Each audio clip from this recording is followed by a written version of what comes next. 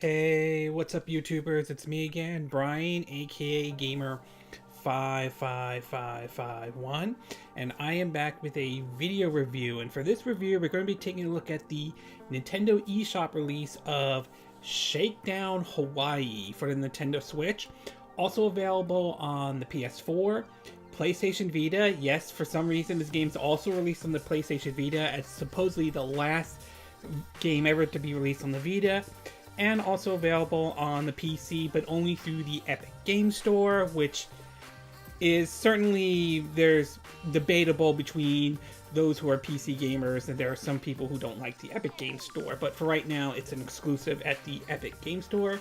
But for this review, we'll be focusing on the Nintendo Switch version. Plus, I will also give my thoughts on the latest update, or the latest patch that was just released for Saint Row the Third. And if you're interested in any gameplay footage of Shakedown Hawaii, I'll have a link in the description below of this video. I remember hearing about this game made by one of the developers who worked on another game that he worked on called Retro City Rampage. This was an interesting game when it came out, though, and I was amazed at the fact that that game was made by one person at the time, though. Basically, Retro City Rampage was if Grand Theft Auto was sort of an 8-bit style of a game. Not only that, that game kind of also parody like other pop culture icons as well. Like, you saw one character that looked like Doc from Back to the Future, to basically to something that's out of like the Doctor Who TV show, to even the opening scene, which almost looks like a reference, which almost looks very similar to the opening scene in Christopher Nolan's Batman trilogy, The Dark Knight, and so forth. So it was sort of a parody type of a game, but it was a fun game, and it was one of the first titles released for the WiiWare before we started to see it appear on other systems as well. Not to mention, Retro City Rampage would also be ported over to the 3DS, and it was also ported over to the Nintendo Switch as well.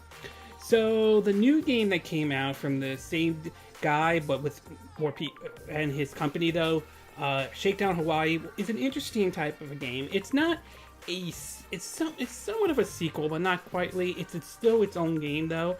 And when they first showed off the trailer for that game, it was interesting, and one of the titles I was looking forward to downloading for the Nintendo Switch. You definitely got a bit of a sort of a Vice City vibe out of the game, and that certainly isn't a bad thing. Well, after playing the game for about a couple weeks and so forth, I will honestly say that for a game that sort of like for their second game, though, or their follow-up to Retro City Rampage, though, this one is good, though, with a few caveats. So why don't we get started with the pros and cons, and we'll start off first with the pros. And there's really only two pros that I could think of for this game, though. The first one is the visuals and sounds. Basically, the game has a sort of a 16-bit style graphics, which certainly isn't a bad thing. You definitely can see that it sort of plays homage to those old retro styles of games and so forth, and the sound is definitely perfect. Is actually good, especially the music, which some of the tracks in the music gives off a bit of a sort of an 80s vibe and so forth. It has an 80s flair to it. So from a graphics and sound standpoint, it's good. I do enjoy that old retro style that the game has to offer. The next one I want to talk about, of course, and last but not least, is the gameplay. Basically, the gameplay follows kind of similar to what Grand Theft Auto Vice City was, or to a certain extent, Saints Row's games, though, particularly Saints Row 3 and 4. Basically, the big chunk of the game, though, although there are other parts as well, you're basically buying up properties and businesses and so forth. Basically, the whole idea is this one person wants to control the entire island and so on, though. And so basically, you start off first with not having a whole lot of cash, but as you start buying up some of the properties, even the least expensive one, you'll eventually build up and get more revenue and so forth, and you can use that to not only buy some of the most expensive properties out there, you also basically will also can buy multipliers, which you can use those to add to some of your properties, whether it's the homes or the businesses.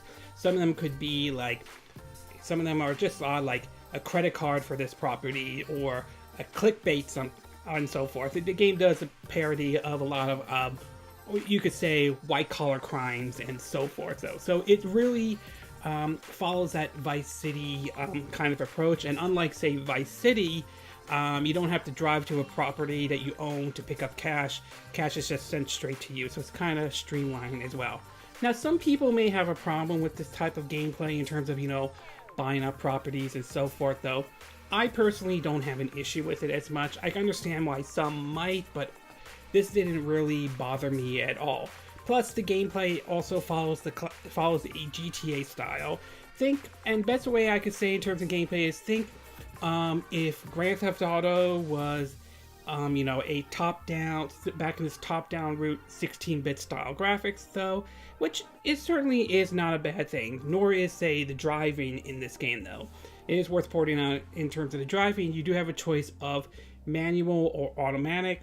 I opted to go with automatic, mostly because you could drive with just the analog stick and don't have to worry about brake or acceleration and so forth. Everyone will have a different approach, but that's at least how I would approach it, though. So in terms of gameplay, though, it follows that Vice City style of gameplay, and I certainly don't think that is a bad thing at all.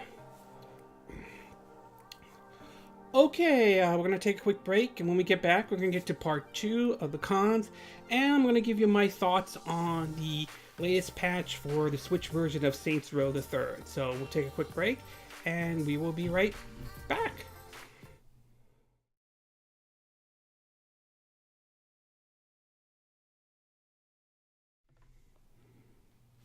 Okay, and we are back with part 2 of our My 2 Cent video of the, not my 2 Cent, my review of the Switch version of Shakedown Hawaii. Now that I gave you the pros, why don't we get started with the cons?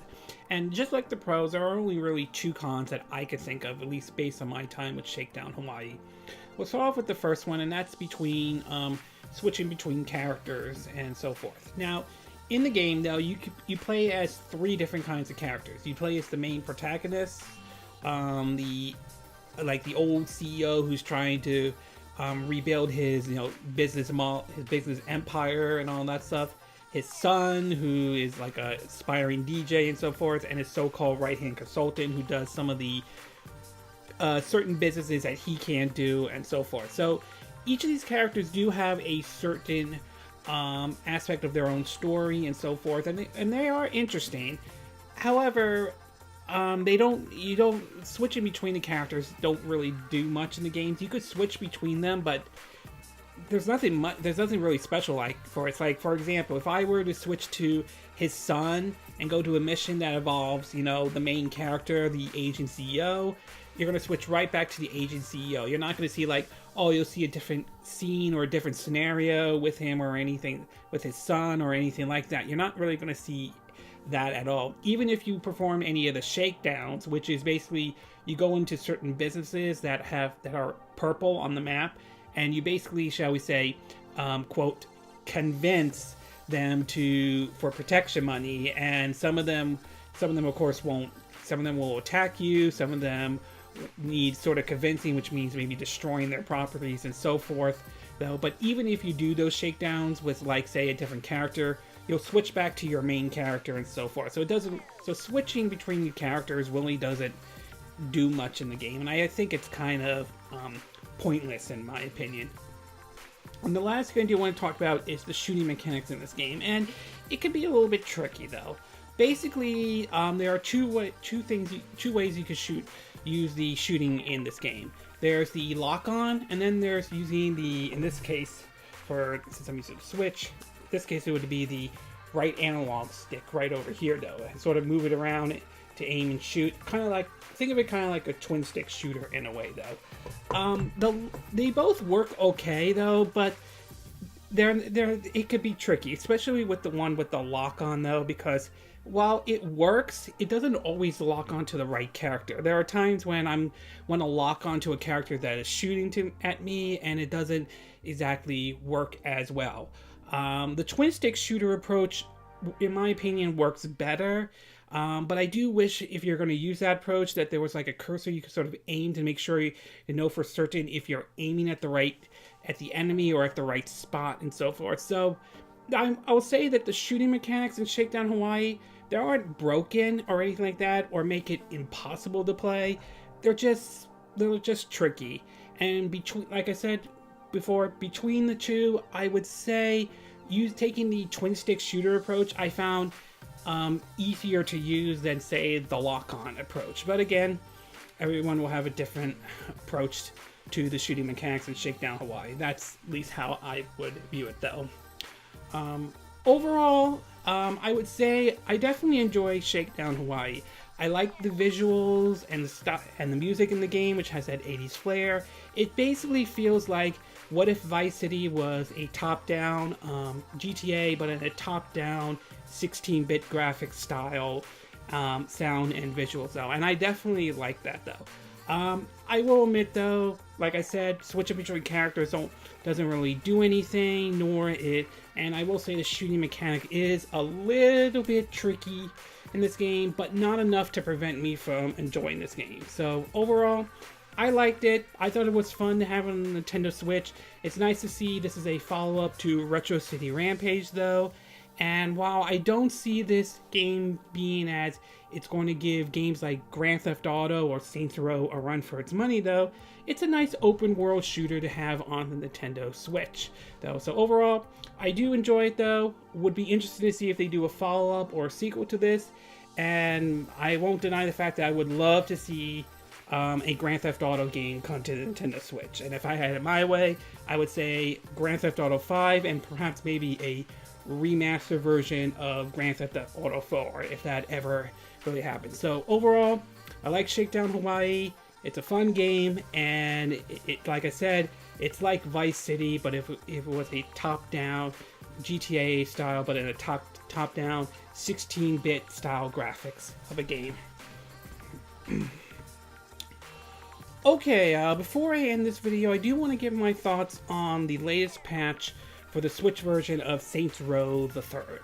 Last week, Saint Row the Third came out, but it came out and not everyone was pleased with it. Mostly because due to an issue that emerged, they had to delay the patch until this week, although this video will come up on Tuesday, which will be last week, though.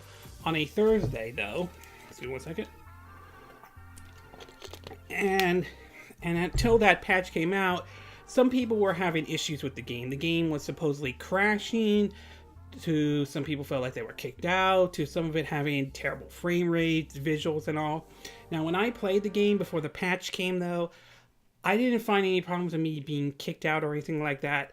The game was certainly playable, but there were certainly some issues. You had no subtitles even during the gameplay, which seemed a little bit awkward.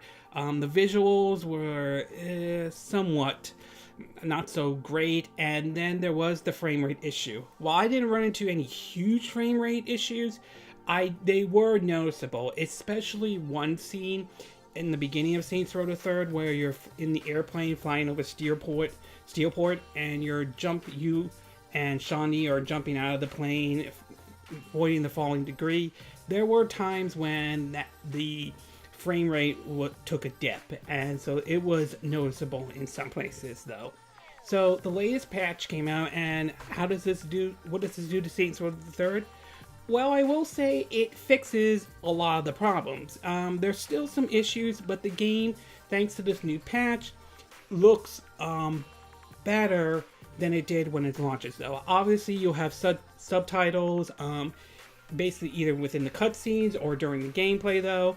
And that scene where I told you about in terms of with Saints Row the Third, I found that the frame rate was steady for the majority of the time while maintaining a 30 frames per second. So I will say, based on my time with the game so far, though, it seems the patch certainly has helped, and it certainly made the game in a more playable state than it was when it originally launched last week. That said, my opinion on the situation doesn't change. I still think it's inexcusable that Deep Silver and THQ Nordic, which I believe owns Deep Silver, released Saints Row the Third on the Nintendo Switch in that kind of condition. That is that to me, that is downright unacceptable for them to do something like that. I think they should have just delayed the game if they knew the patch wasn't ready to be out in time and all. And I'm worried that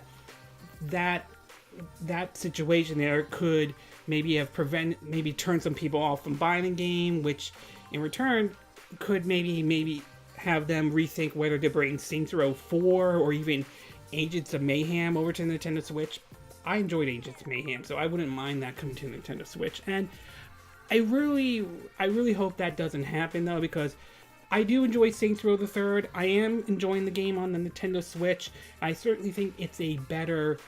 the new patch certainly makes it better than it was when it originally launched, but the condition that the game was in when it originally launched might have prevented some people from buying it, or perhaps or at least the best case scenario is prevented some people from buying the game right away until the patch came out. So my overall take from the latest patch on the Switch version of Saints Row the Third is that it's definitely improved the game a little bit, though. The frame rate is certainly better than it was before the patch came out, though.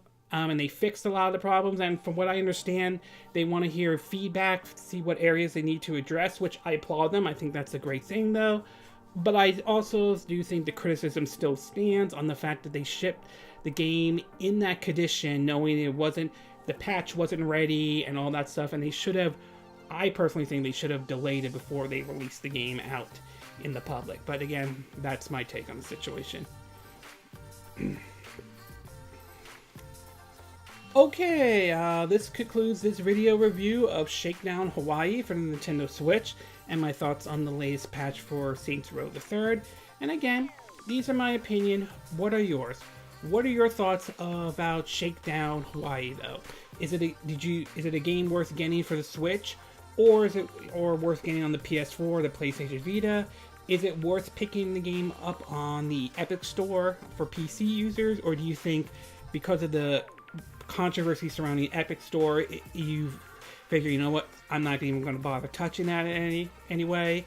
Do you like this style of game? Do you like the top-down, like open world style of approach, though?